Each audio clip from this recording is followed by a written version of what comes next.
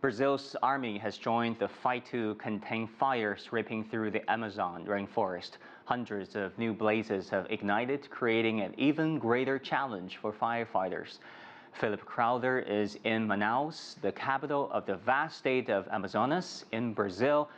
Philip, how are the efforts to contain the fires going so far?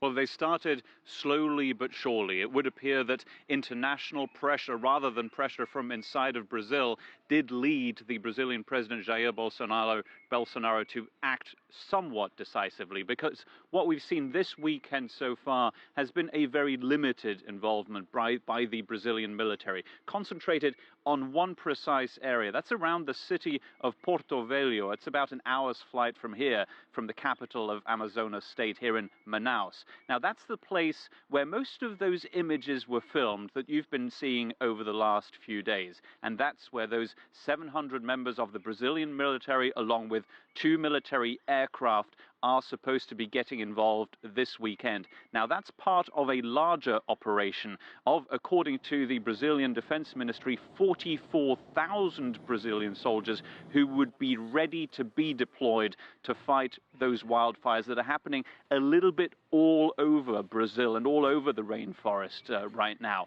Some not too far away from here, others thousands of kilometers away. And those 44,000 soldiers, well, it's not entirely clear, frankly, right now, how many of them will truly get involved and how exactly they would get involved. Philip, Manaus is a major city in northern Brazil, one of the host cities of 2014 Brazil World Cup, and you're part of the Amazon jungle.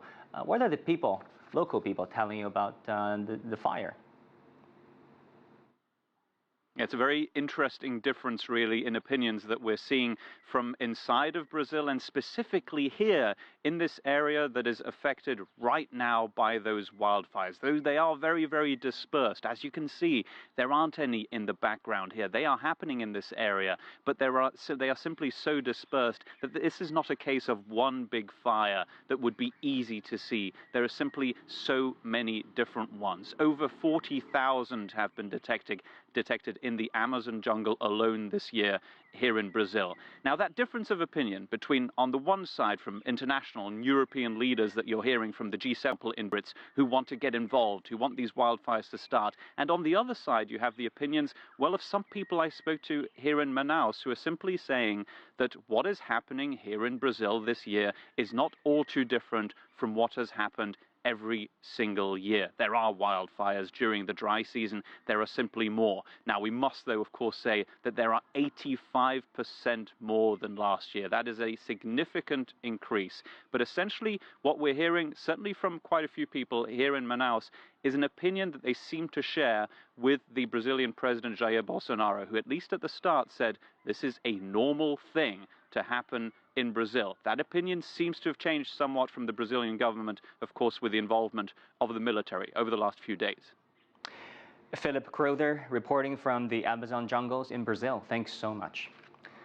Bolivia's president has asked for international help to contain the fires over there. More than 1 million hectares have been scorched over the past 2 weeks. Buses are being sent to evacuate an indigenous tribe. President Evo Morales suspended his re-election campaign to focus on containing the fires. Among help arriving, a U.S. firefighting aircraft flying missions over devastated areas in Bolivia.